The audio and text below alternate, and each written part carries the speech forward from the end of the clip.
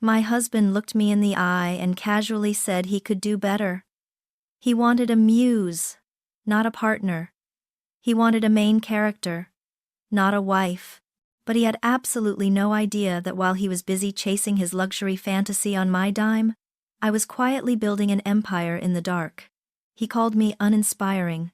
I called it a multi-million-dollar secret, and when I finally revealed the truth at his birthday dinner, I didn't just serve champagne. I served a reality check that shattered his entire world. This is how I turned my invisibility into a weapon. It happened on a Tuesday, the kind of gray, rainy Manhattan morning that makes the skyline look like a watercolor painting left out in the storm. Julian was standing by the floor-to-ceiling windows of our Tribeca loft, the one I had bought 5 years ago, adjusting the cuffs of his bespoke shirt. He didn't look at me when he said it. He looked at his reflection in the glass, overlaying his image against the city he felt he owned. "My friends think you're just uninspiring, Lydia," he said, the word landing with a casual cruelty that took my breath away. "Bella mentioned it last night at the Gilded Vault. She thinks I need a muse, someone with a spark. You're just very safe. I could do better." I sat on the edge of the bed, holding a mug of coffee that had gone cold. I simply replied, "Then go find better." He turned then, surprised that I hadn't cried. He expected the Lydia he thought he knew, the quiet data analyst who worked from home in sweatpants, to beg. Instead, I stood up and walked to the closet. That same day, I quietly canceled our anniversary reservation, the vintage watch I'd ordered for his birthday. Everything. 2 weeks later, at 4 a.m., his best friend Damon called me, drunk and slurring. "Something happened tonight, Lydia. It's about you." I hung up. I woke up 2 hours later to the sound of Julian packing a suitcase. "What are you doing?" I asked, checking the clock. 6:15 a.m. The city outside was still waking up. The hum of traffic, just a low vibration. "I'm going to Damon's penthouse in Soho for a few days," Julian said. He didn't look at me, just kept folding his designer t-shirts with aggressive precision. "I need space to think about our relationship, about whether this is really aligned with my personal brand anymore." I sat up, the silk sheets pooling around my waist. "Whether us is aligned with your brand?" He gestured vaguely at our bedroom. At me. At the 7 years of marriage contained in the mid-century modern furniture, and the art books stacked on the floor. "You're a great person, Lydia. Really. But the guys have been asking questions. Why am I, a creative director on the verge of revolutionizing digital branding, with someone who doesn't really have vision? Someone who is just comfortable doing data entry?"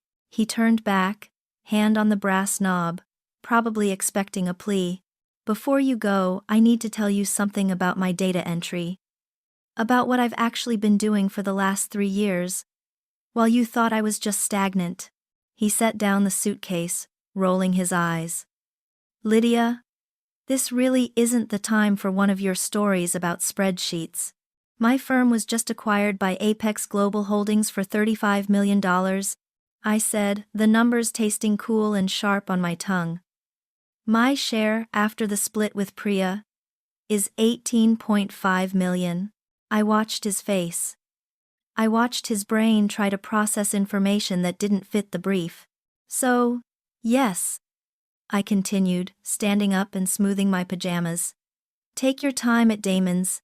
Think about whether you want to find someone more inspiring. And while you're doing that, I'll be planning something special for your birthday. Don't worry," I added, seeing his jaw go slack. "You and all your visionary friends are invited. Oh, and Julian?" I pointed to the door. "The deed to this loft is in my name. I bought it before we met. So take all the time you need. Just not here." The silence that followed was the most expensive thing in the room. He stood frozen, the handle of his bag gripped in one hand, his eyes darting around the room as if re-evaluating the cost of the lamps, the rugs, the view. You're lying, he said finally. His voice was flat, defensive. You don't have a firm. You do freelance analysis for insurance companies. I do corporate intelligence, I corrected him. We handle industrial espionage defense, verify assets for mergers, and clean up digital footprints for Fortune 500 CEOs.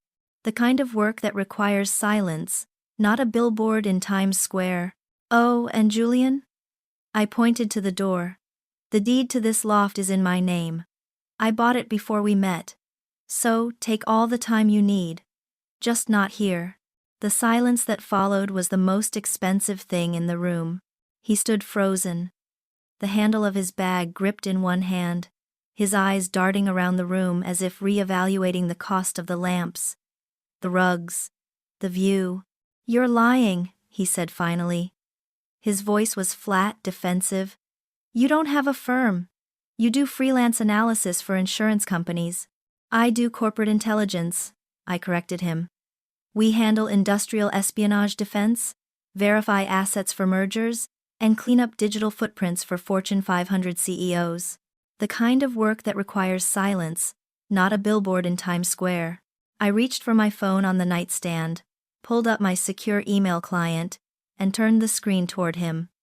This is from the board of directors at Apex.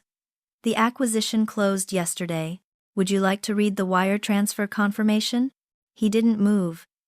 He just stared at me, like I had suddenly started speaking Mandarin. My business partner is Priya Desai, I said.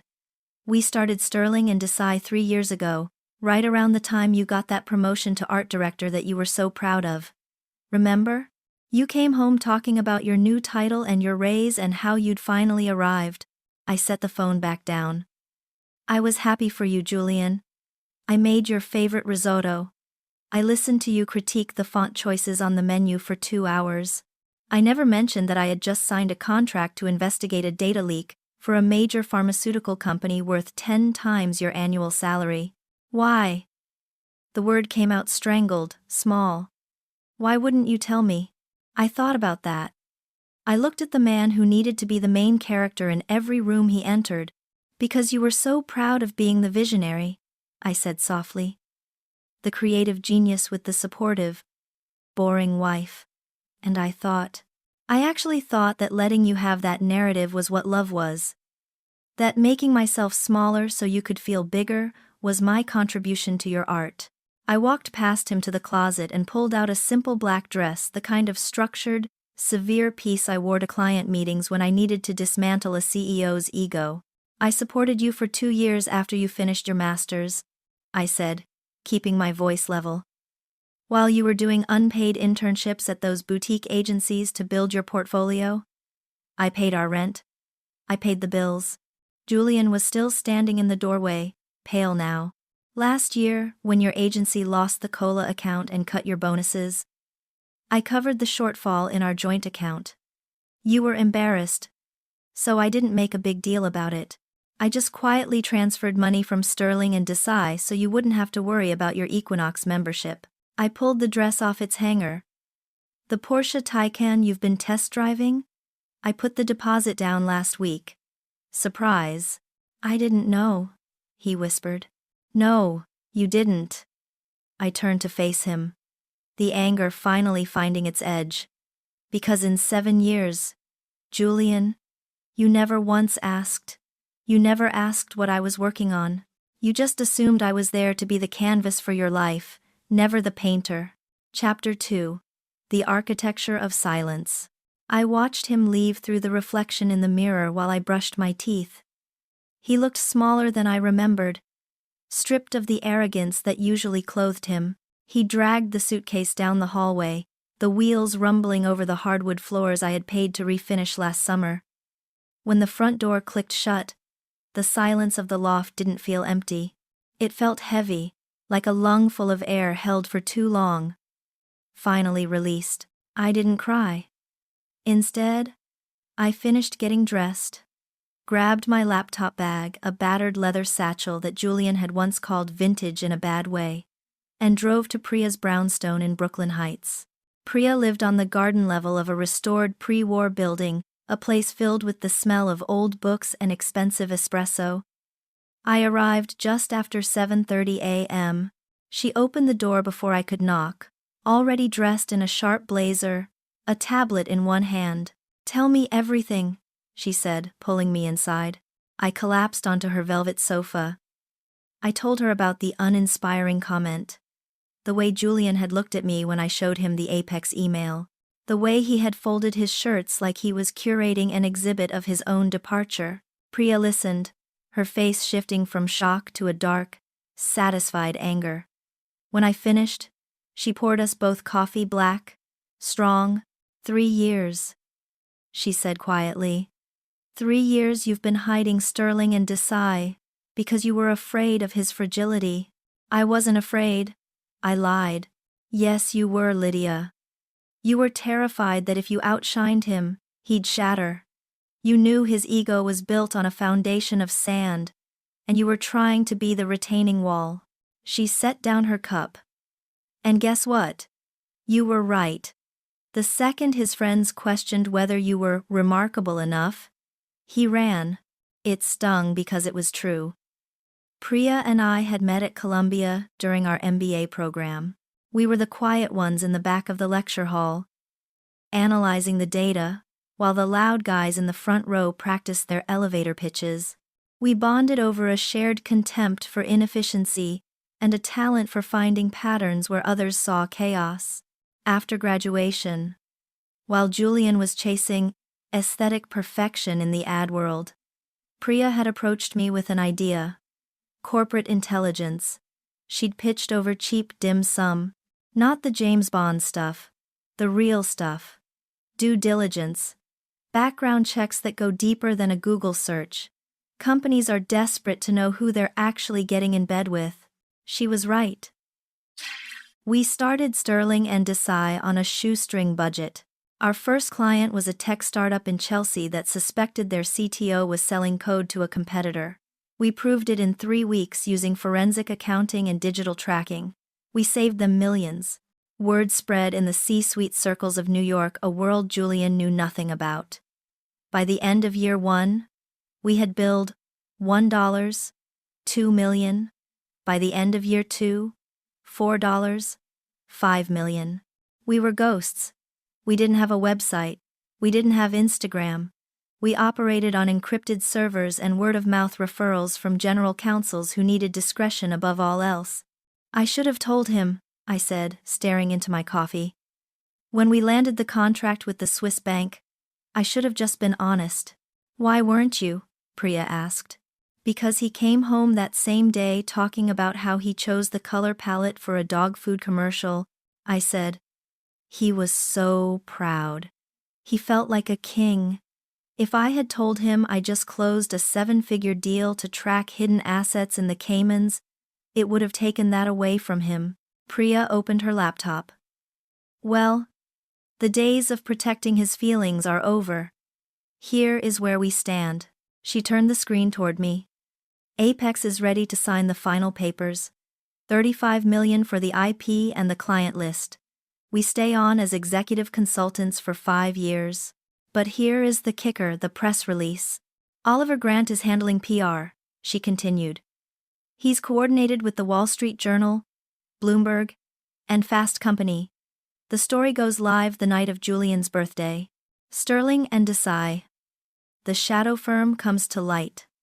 2 women who built an empire in the dark. It's a good headline, I admitted. It's a great headline. But once it's out, Lydia, you are public property. No more hiding behind the freelance analyst cover. Everyone is going to know. Julian, Bella, Damon, that whole circle of pretentious critics who think they run this city. I thought about the birthday dinner I was planning. I thought about Julian sitting at Damon's penthouse right now, probably drinking scotch and complaining about how I didn't understand his vision. When is the board meeting? I asked. Friday, 3 days from now. Are you ready? I'm ready, I said. That afternoon, I went back to the empty loft and opened the safe in the back of my closet. I pulled out every piece of documentation I had maintained for the past 3 years. Partnership agreements, tax returns that Julian had never bothered to look at because math isn't my language. I also pulled out the support folder. The receipts from the years I funded his life, the $22,000 for the high-end studio workstation he needed for rendering 3D graphics. I had paid for it with my first bonus from Sterling and Desai. He thought I had dipped into an inheritance from a non-existent aunt. The $5,000 initiation fee for the One Club for Creativity, the bespoke suits. The dinners at Nobu where he picked up the check using a credit card I paid off every month. I organized them chronologically. Debit, credit, reality, fiction. My phone buzzed. A text from Julian. Can we talk? I've been thinking about what you said about the company. It sounds improbable. I smiled at the screen. He was already trying to rewrite the plot hole I had introduced. I typed back, not yet. Enjoy your time at Damon's. We'll talk at your birthday dinner, Saturday, 8 p.m., at the Gilded Vault. He replied instantly. Maybe we should cancel. Keep this private. No. I typed. Your friends helped you see how uninspiring I am. They deserve to be there when you find someone better. Dinner is on. I called the Gilded Vault. The manager, Lucian, knew me well, not as Julian's wife, but as the woman who booked corporate dinners for Fortune 500 executives. Lucian, I said, I need to modify the reservation for the 15th. I need the private room in the back, the one with the multimedia setup, and I need a projector. Of course, Miss Sterling, Lucian said, his voice smooth. Presentation? You could say that, I replied. I'm finally going to pitch my brand. Over the next 3 days, my phone became a dedicated device for receiving Julian's spiraling consciousness. The notifications came in waves, a digital tide of panic and confusion crashing against the silence I had erected. Day 1 was performative anger. You're being completely irrational about this, Lydia. I was just being honest about my needs. That's what high-value partners do. They communicate. Day 2 shifted to confusion. I don't understand why you're shutting me out. Can we at least grab coffee?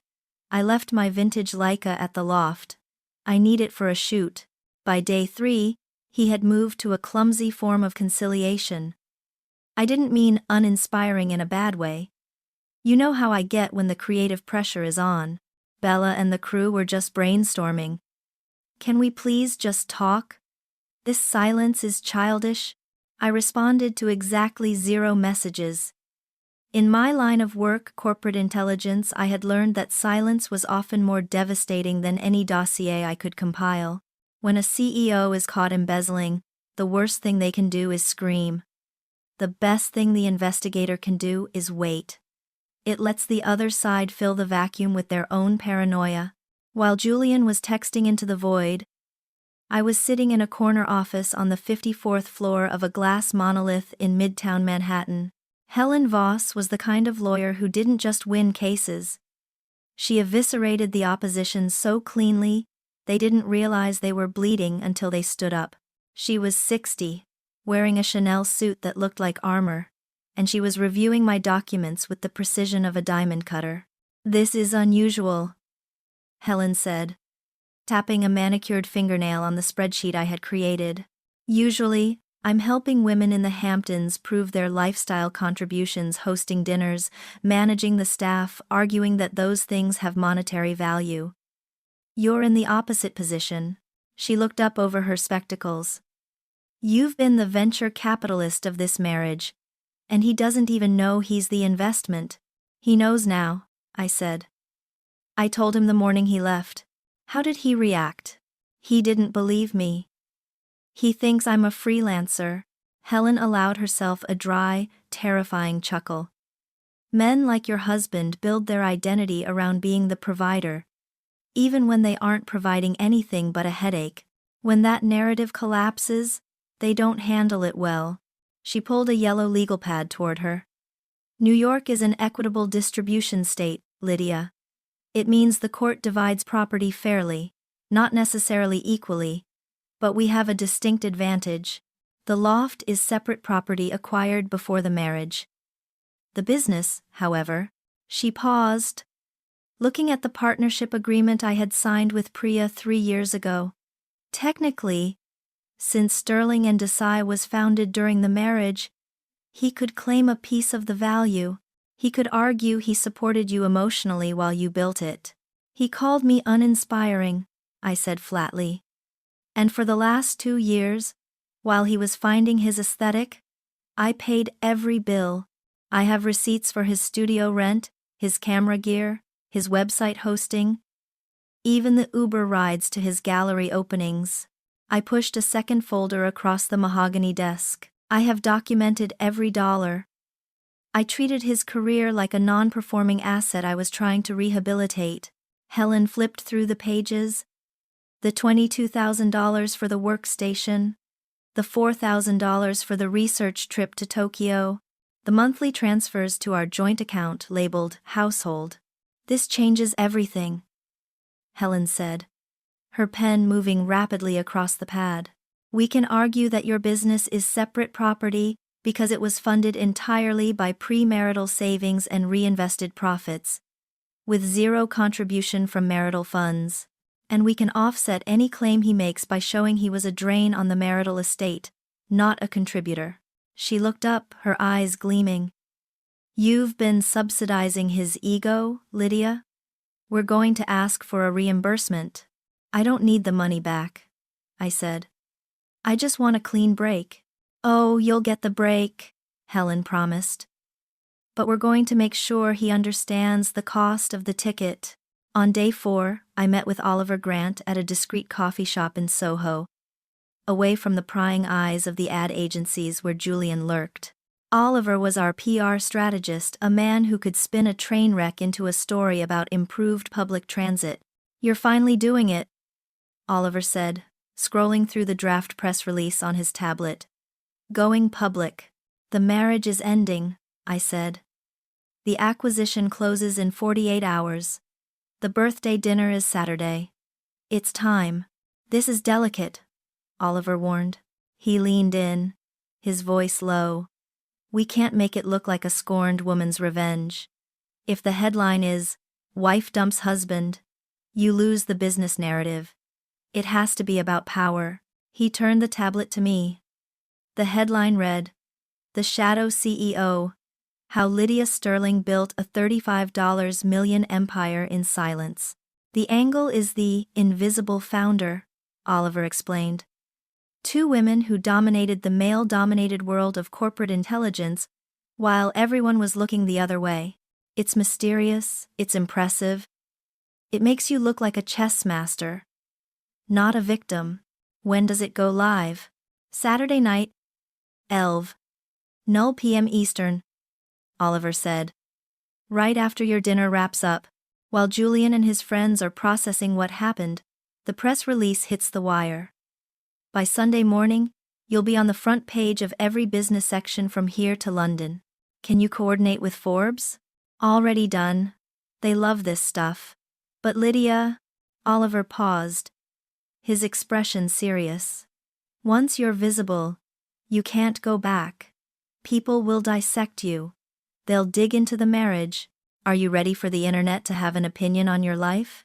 I thought about the last 7 years. About standing in the corner at Julian's gallery shows, holding his coat while he flirted with potential clients. About being introduced as Lydia. She's good with spreadsheets. I thought about being remarkable in secret because I was afraid of what visibility would cost his fragile self-esteem. I'm ready, I said. Make me impossible to miss. Chapter 4, The Gilded Vault. On the morning of Julian's birthday, day 14 of our separation, I woke up at 5 a.m. Not to an alarm, but to the vibration of my phone. It was an automated email from the Apex Global Holdings transaction server. Subject: Wire transfer confirmation.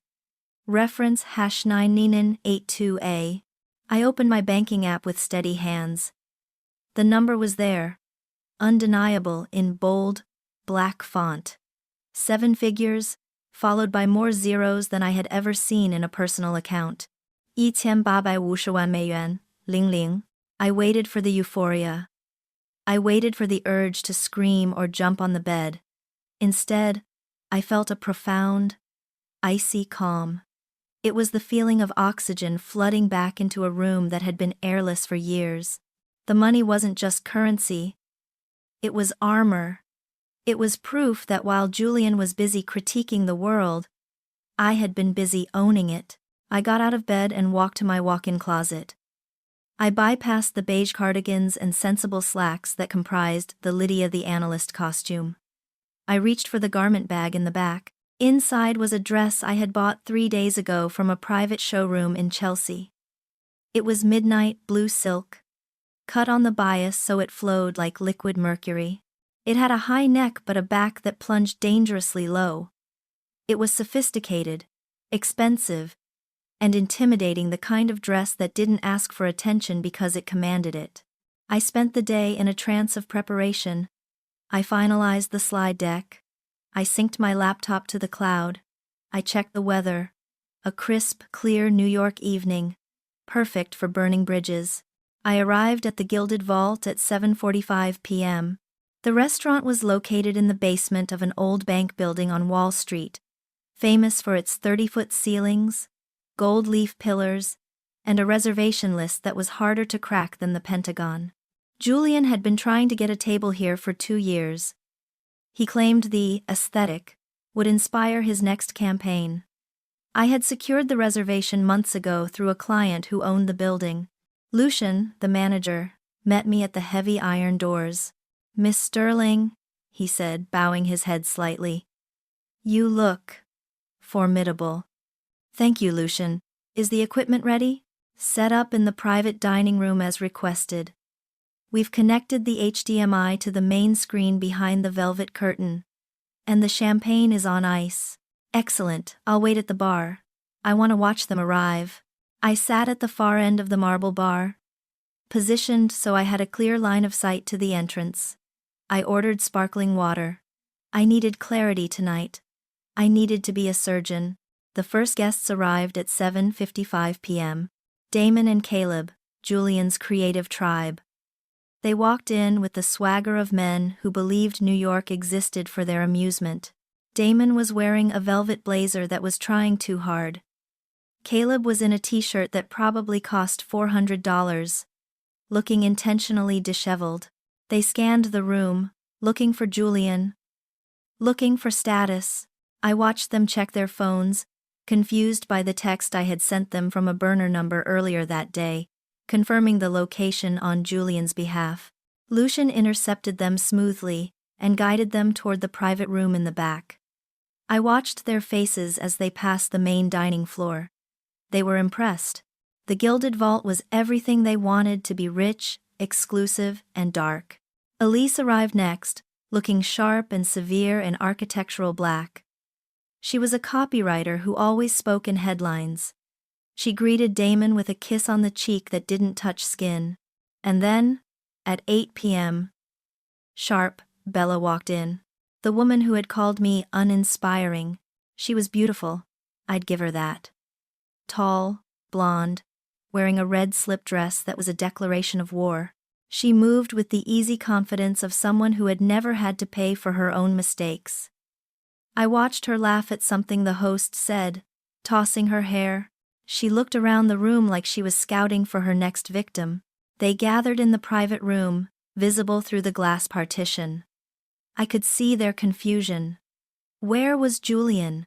Where was the boring wife? I checked my watch. 8:10 p.m. Julian was late. Classic. He liked to make an entrance. Then the heavy iron doors creaked open, and there he was. He stood in the entryway, adjusting his scarf. He looked frantic, but polished.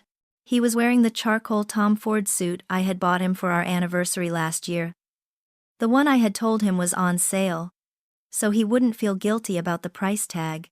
He was wearing the watch I had given him when he landed his first junior director role. He was a collage of my financial support. Walking around in the shape of a man, He scanned the restaurant, his eyes wide. He had never been inside the gilded vault. He was taking it in the chandeliers, the leather banquettes, the smell of truffle oil and old money. His eyes swept the bar and landed on me. He stopped. I saw the recognition hit him like a physical blow. He wasn't looking at Lydia the analyst in sweatpants. He was looking at a woman in a midnight blue gown, sitting alone at the most exclusive bar in Manhattan, sipping water like she owned the place. He walked toward me, his face cycling through a slideshow of emotions. Confusion, relief, and then a creeping, gnawing suspicion. "Lydia?" he said when he reached me. What is this? Why are Damon and Bella here?" "I saw them go back." "It's your birthday dinner, Julian," I said calmly, sliding off the bar stool. "I invited the people whose opinions matter most to you. But I thought we were separated." "We are," I said. "But I promised you a special evening. I thought your friends should be here for the toast." "Lydia, I can't afford this place," he hissed, lowering his voice. "Does Damon know? We need to leave." "It's already paid for," I said, smoothing the silk of my dress. "Come on. Everyone is waiting." I started walking toward the private dining room, my heels clicking a steady rhythm on the mosaic floor. Behind me, I heard Julian following, his footsteps hesitant, like a man walking toward a cliff edge he couldn't quite see, but could definitely hear the wind howling over. Lucian opened the double doors to the private room. The conversation inside died instantly. Bella froze, her glass of champagne halfway to her lips. Damon and Caleb stopped talking. They all turned to look at us. "Thank you all for coming," I said, stepping into the room. I didn't sound like a wife. I sounded like a CEO addressing a hostile board. "Please, sit down. We have a lot to cover before the appetizers." I moved to the head of the table, positioning myself in front of the velvet curtain that concealed the screen. I stood with the posture of someone who had just acquired a competitor, spine straight, shoulders back, occupying the space with absolute certainty. "Julian," I said, my voice cutting through the thick, awkward silence of the room. "Please, sit. This is your party. The chef's tasting menu is already prepared." Julian sank into the chair opposite me, looking like a man waking up in a room he didn't recognize. To his left sat Bella, who was nervously twisting a diamond ring on her finger. To his right, Damon was staring at me with a mixture of suspicion and curiosity, like I was a puzzle he had previously deemed too simple to solve. Lucian appeared silently at the door with a bottle of vintage Dom Perignon. He poured 12 glasses, the bubbles rising in the crystal flutes like tiny, golden accusations. "Everyone here has a glass except me," I observed. I picked up the final flute from the tray. "Shall we begin with a toast?" I didn't wait for an answer. I raised my glass. "2 weeks ago," I began, my tone conversational, almost light. "Julian came home and told me that his friends, specifically you, Bella, thought I was uninspiring. That I lacked vision. That I was a stagnant element in his creative life." The words landed like grenades on the white tablecloth. Bella's face drained of color, her mouth opening slightly as if to protest, but no sound came out. Damon suddenly found the grain of the wood table fascinating. Caleb cleared his throat, an abrasive sound in the quiet room. "And you know what?" I continued, smiling at them. I saw the confusion ripple through the room. Julian blinked, his brow furrowing. This wasn't the script he expected. He expected tears, or shouting, or a desperate attempt to prove my worth. "I wasn't inspiring enough," I said, "because I was too busy being effective in ways none of you bothered to ask about." I pulled a small remote from my clutch and pressed a button. The velvet curtain behind me parted with a soft mechanical whir, revealing the 80-inch screen Lucian had installed. The first slide appeared. A stark black background with silver typography, Sterling and Desai. Corporate intelligence. For 3 years, I said, pointing to the screen. While Julian was collecting his local advertising awards and introducing me at parties as his wife who does data entry, my partner Priya and I have been running a boutique intelligence firm. I clicked to the next slide. A list of services appeared, redacted but impressive. We handle the crises that Wall Street doesn't want the public to see.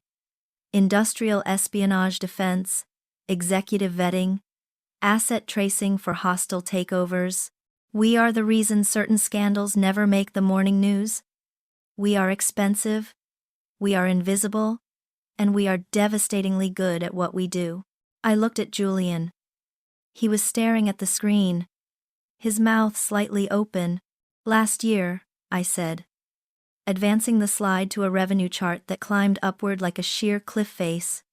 Sterling and Desai billed $4.5 million. This year we are on track for $7 million. I heard a sharp intake of breath from Caleb. As a finance guy, he understood the margins on a service business like that. 6 months ago, I continued, Apex Global Holdings approached us. They didn't want our client list. They wanted our methodology. They wanted us. I let that information settle, watching their faces process the cognitive dissonance. The boring wife, the uninspiring partner, the background character. This morning, I said, clicking to the next slide, the acquisition was finalized. The screen filled with an image of the official letterhead from Apex Global Holdings. The legal language was dense, but the numbers at the bottom were large and unmistakable. Purchase price: $35 million, 00 partner share. L. Sterling, $18,500,000, 00, 60% of the company sold, I narrated, my voice devoid of emotion. My share, after taxes and payouts to early investors, is just over $18 million. The wire hit my account at 5 a.m. today. The silence that followed was absolute. It was a physical weight, pressing down on the table. No one moved. No one drank their champagne. They were 12 statues frozen in the amber of their own judgment, their brains trying to reconcile the woman standing in front of them with the woman they had dismissed. Julian looked from the screen to me, and then back to the screen. I could see the calculations happening behind his eyes, the math of what he had thrown away, the realization of what uninspiring actually cost. This is real? He whispered. As real as the rent I've been paying on your studio, I said. But we'll get to that in a minute. Chapter 6. The Ledger of Love. You see? I said, stepping away from the screen so the light of the projector cast long shadows across the table. The remarkable thing isn't just the company I built, it's the life I built for you while I was doing it. I clicked the remote again. The screen shifted from the sleek black corporate branding to something much more mundane. Screenshots of bank statements. Let's talk about overhead, I said. The slide showed side-by-side columns of my personal account and our joint account. These are the transfers I made for the last 18 months, I explained, using a laser pointer to circle the figures. Ever since your agency lost the COLA account and restructured your salary, you were embarrassed about the pay cut, Julian. You didn't want to change your lifestyle. So I quietly transferred funds from my business dividends to cover the shortfall. I thought that was from your savings, Julian stammered, his face turning a sickly shade of gray. It was, I said, savings earned from the business you never asked about. I clicked to the next slide. A scanned invoice dated 3 years ago. The $22,000 studio workstation, I said. The one with the dual 8K monitors and the rendering engine you said you couldn't work without? You told Bella here that you saved up for a year to buy it. I looked at Bella. She was staring at Julian now, her expression shifting from shock to something resembling pity. I bought it, I said, with the signing bonus from my first major corporate audit. I called it an early birthday present. so you wouldn't feel emasculated by your wife buying your tools. Next slide. An invoice from The One Club for creativity. $5,000 for your membership, I listed. Plus the $3,000 for the awards gala tickets, where you didn't win, but you wanted to be seen. I paid for the table. Next slide. A timeline of rent payments for the 2 years he was interning. 24 months of rent in Tribeca? I said. While you were working for free to build your brand, I was paying the mortgage, the utilities, and the grocery bill. I was the venture capital behind the Julian brand. I turned off the projector. The screen went black, leaving a rectangular afterimage burned into our retinas. The sudden darkness felt louder than the light. I never thought of this as keeping score, I said, my voice dropping to a whisper that carried to every corner of the room. I thought of it as partnership. I thought of it as investing in us. I thought the invisible labor was what held a marriage together. I walked over to Julian's chair. He was gripping the edge of the table so hard his knuckles were white. He wouldn't look at me. He was staring at the empty plate in front of him, perhaps wishing he could dissolve into the china. But looking at these numbers now, I said, I realize I wasn't being a partner. I was subsidizing your ego. I was funding the fiction that you were the successful one, the visionary, the main character who was generous enough to drag his uninspiring wife along for the ride. I turned to face the group. Bella, Damon, Caleb, and all of you helped maintain that fiction, I said, because it was easier to assume I was boring than to ask a single question about my day. It was easier to judge my lack of a creative title than to wonder if maybe, just maybe, I was building something real in the quiet hours while you were all talking about yourselves. Bella wiped a tear from her cheek. I didn't know if it was guilt or shock, and I didn't care. The loft we live in? I said to Julian. My name is on the deed, the Porsche you're driving, my deposit, the suit you're wearing, my credit card. I picked up my champagne glass again. The liquid was still cold. I kept all of this quiet because I thought that's what love was, I said. I thought being a good wife meant making myself smaller so you could feel bigger. I thought if I shone too bright, I would burn you. I took a sip. It was crisp, expensive, and tasted like victory. I was wrong, I said. And Julian, you were wrong too. Not about me being uninspiring, but about what inspiring looks like. I set the glass down on the table with a sharp clink. I paid for this dinner, I announced. Every course, the wine pairing, the room rental, it's all taken care of. Consider it a severance package. I looked at Julian one last time. He looked small. He looked like a sketch of a man that someone had forgotten to color in. To finding better, I said. I turned on my heel and walked out of the private dining room. I walked past Lucian, who gave me a subtle nod of respect. I pushed open the heavy iron doors and stepped out of the gilded vault. The New York night air hit my face cold, smelling of exhaust and winter and infinite possibility. I didn't look back.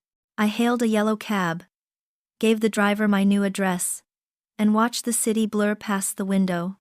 I was no longer invisible. I was undeniable. And for the first time in 7 years, I was free. The cab ride back to Tribeca felt longer than the 7 years of my marriage. Every street lamp passing overhead was a strobe light flashing on a scene that had finally ended. I watched the city blur, the late-night bodegas, the steam rising from the manholes, the few stragglers walking home with their heads down against the wind. I entered the loft and didn't turn on the lights. The space was exactly as I had left it that morning, yet it felt entirely foreign. It was no longer a home. It was a crime scene where the victim had walked away. I stood by the massive windows overlooking the Hudson River, watching the black water churn. My phone was vibrating incessantly in my clutch. Text after text. Call after call. I didn't look at it. Instead, I poured a glass of water, sat on the expensive Italian sofa I had bought to match Julian's vision, and waited. I wasn't waiting for sadness. I was waiting for the adrenaline to crash. In my line of work, we call it the post-extraction void. The moment the asset is secure, and the danger is past, and your body realizes it can stop vibrating. I must have dozed off, sitting upright in the dark, because I was startled awake by the harsh ringtone of my phone cutting through the silence. 4:17 a.m. The screen illuminated the room with a ghostly blue light. The caller ID read, Bella. I stared at it. The woman who had called me uninspiring, the architect of my husband's dissatisfaction. Curiosity, that old professional hazard, won out. I swiped, accept. Hello? Lydia, please. A voice wrecked by crying cracked through the speaker. Please don't hang up. Something happened. It's about Julian. I sat up straighter, my analyst brain clicking into gear. It's 4:00 inches the morning. Bella, what happened? Everything fell apart. She sobbed. After you left the gilded vault. God, Lydia. It was a massacre. I walked to the kitchen island, leaning against the cold marble. Be specific. He tried to laugh it off at first. Bella managed between gasps. When you walked out, he tried to tell us you were having a breakdown, that the slides were fake, that you were just trying to humiliate him because you were jealous of his creative potential. And did you believe him? We might have, she admitted, her voice dropping. For a minute. But then Caleb pulled out his phone. He got a push notification from Bloomberg. I checked the time. Oliver Grant, my PR strategist, was a sniper. He had timed the release perfectly. The press release. I said. It's everywhere, Lydia. The Shadow CEO, TechCrunch, Wall Street Journal, Twitter. Your face is on the homepage of Forbes with Priya. They're calling you the matriarch of silence. We all just sat there, reading the article on our phones while Julian was still rambling about his aesthetic integrity. And then Damon stood up, Bella said. We went outside. We couldn't stay in that room. It felt suffocating. We stood on the sidewalk on Wall Street, and Damon just looked at Julian and asked him. Asked him what? He asked, in 7 years, Julian, did you ever actually ask her what she did all day? Or were you too busy rehearsing your own biography? The question hung in the air between us, transmitted across the sleeping city. It was the same question I had asked myself 1,000 times. Julian couldn't answer, Bella whispered. He just stood there, opening and closing his mouth like a fish. And then Elise, she just looked at him with this pure disgust and said, You've been living off her millions while telling us she was a nobody. You're a parasite, Julian. That's harsh, I said, though I felt no sympathy. That's when he broke, Bella said. He started crying, Lydia. Right there on Wall Street. Loud, ugly crying. He kept saying he didn't know, that you tricked him, that it wasn't fair. But nobody comforted him. We just watched. Why are you telling me this, Bella? I asked, my voice cool. Are you looking for absolution? I need to know, she cried. I need to know if you hate us. For what I said that night at the bar, about you being uninspiring. I looked out at the skyline, the first hint of gray touching the horizon. I don't hate you, Bella, I said honestly. Hate implies emotional investment. I just don't think about you at all. You were a stress test for my marriage, and the infrastructure failed. In a way, you saved me time. Is there a chance? She asked desperately. He's at Damon's now. He's a mess. He says he sees you now. Really sees you. Is there any chance you could forgive him? I thought about the man who needed a slide deck to understand his wife's value. No, I said. He didn't change, Bella. He got caught. He's not crying because he lost me. He's crying because the audience turned on him. Don't call me again. I hung up. The sky was turning a bruised purple. I turned my phone off, walked to the bedroom, and slept the sleep of the dead. Chapter 8. The viral algorithm. I woke up at 11:30 a.m. to sunlight streaming aggressively through the blinds I had forgotten to close. For a split second, I reached for the other side of the bed, a muscle memory of 7 years. The sheets were cold. The realization of what had happened crashed over me, not with sadness, but with a jarring clarity. I reached for my phone on the nightstand. I turned it on and watched it nearly crash under the weight of incoming data. 53 unread emails. 27 missed calls. The text message icon had a red badge that simply said, 99 plus. I ignored the texts and opened the browser. I typed my name. The results filled the screen, a digital avalanche of my new reality. Business Insider. From invisible to unstoppable. How Lydia Sterling built a corporate intelligence empire from her kitchen table. New York Post. The $35 million revenge. Wife exposes uninspiring husband at luxury birthday dinner. Twitter trending. Number Lydia Sterling. Number the shadow CEO. Number receipts. Someone at the restaurant, probably a waiter or a guest at a nearby table, had leaked the details of the presentation. The story had mutated, as all viral stories do. I was a hero. I was a villain. I was a girl boss icon. I was a cold-hearted manipulator. Imagine being so insecure you hide a company from your husband, one user tweeted. Imagine being so self-absorbed you don't notice your wife is a multimillionaire for 3 years. Another replied. I set the phone down. The apartment felt different in the daylight. It felt like a stage set, where the play had finished, but the props were still lingering.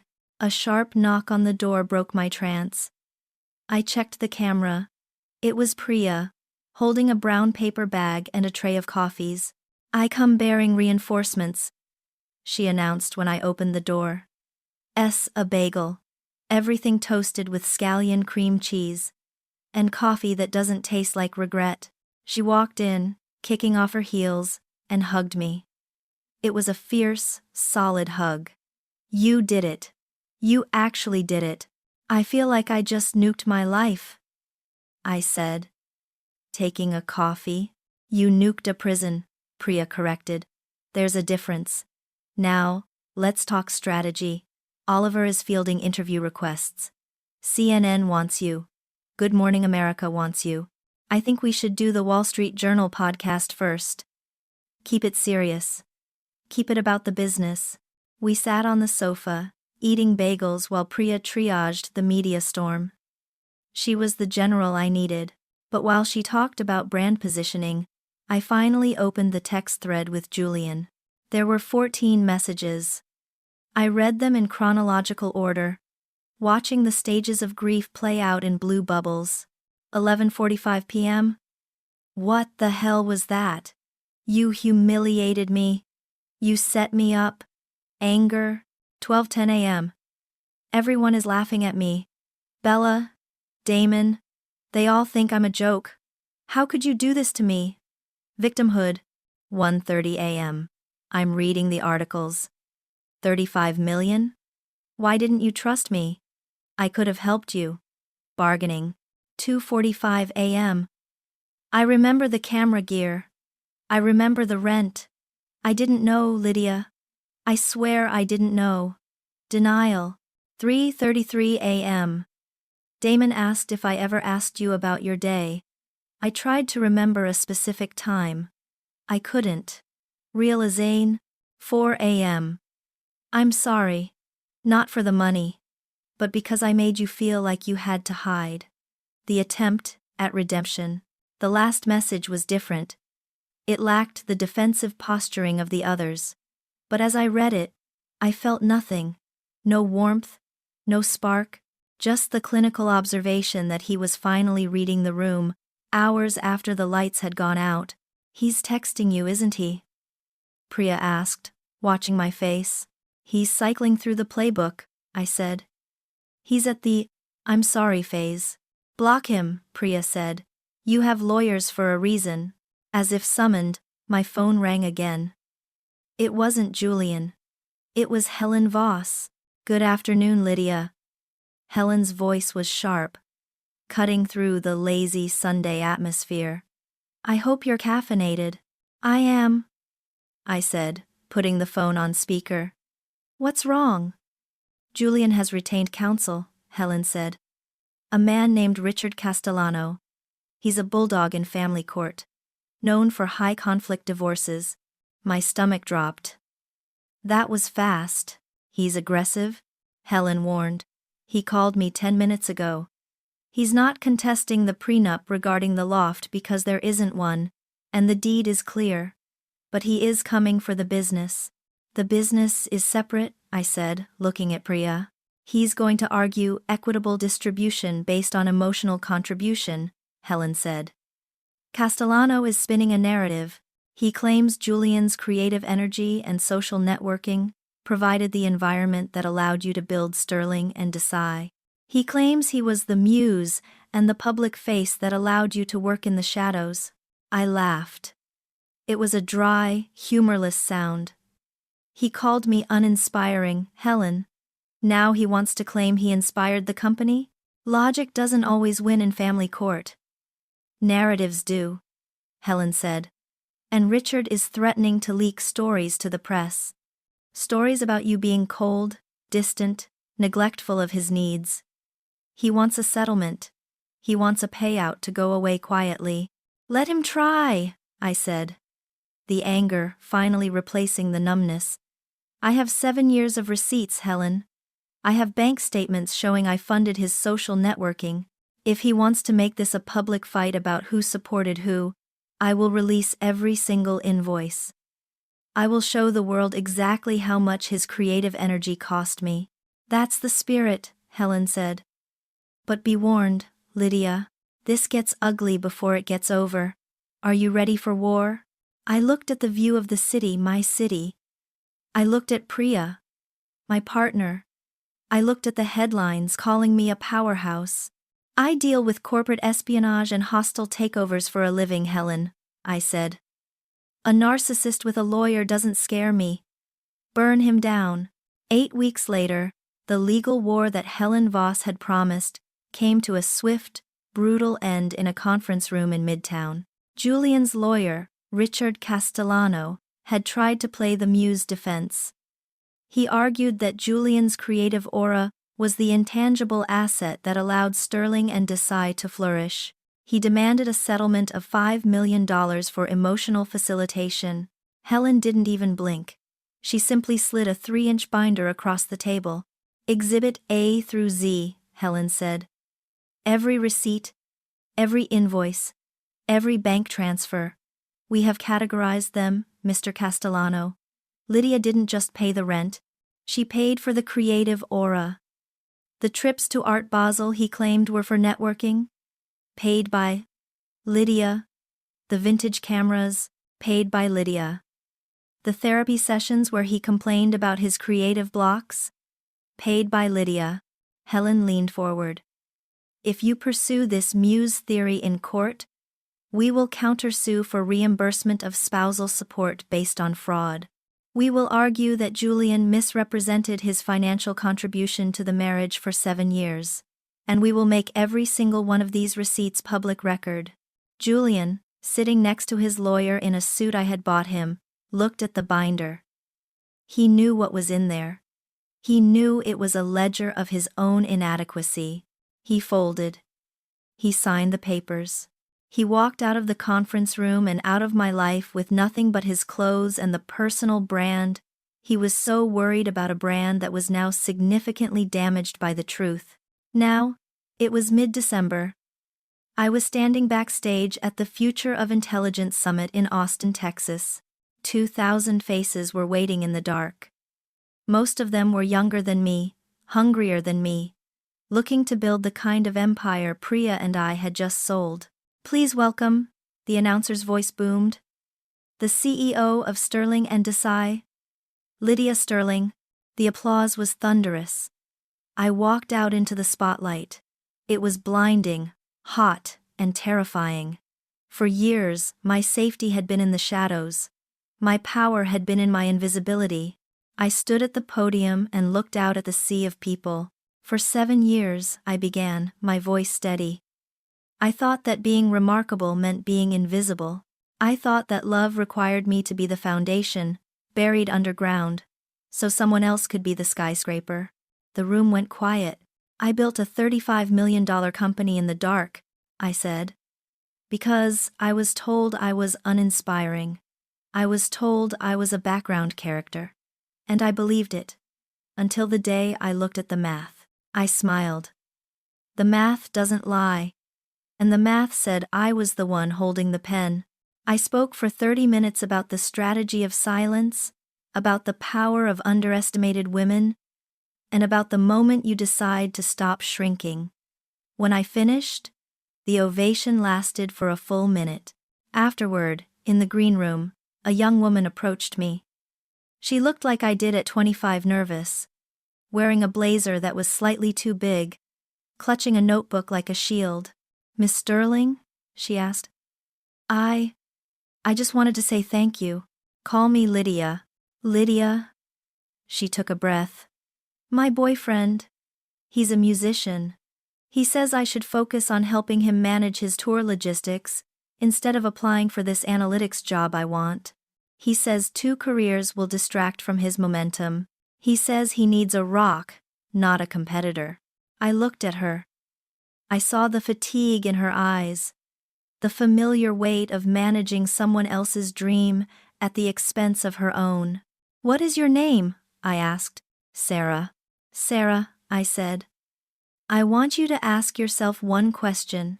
Does he make you feel bigger or smaller? Does being with him expand your sense of what is possible for your life? Or does it contract it into a supporting role?" She looked down at her shoes. "Smaller," she whispered. "He makes me feel small." "Small? Then you already know the answer," I said. "Don't wait 7 years to look at the receipts, Sarah. The cost is too high." She nodded, wiped her eyes, and walked away with a stride that looked a little longer, a little firmer than before.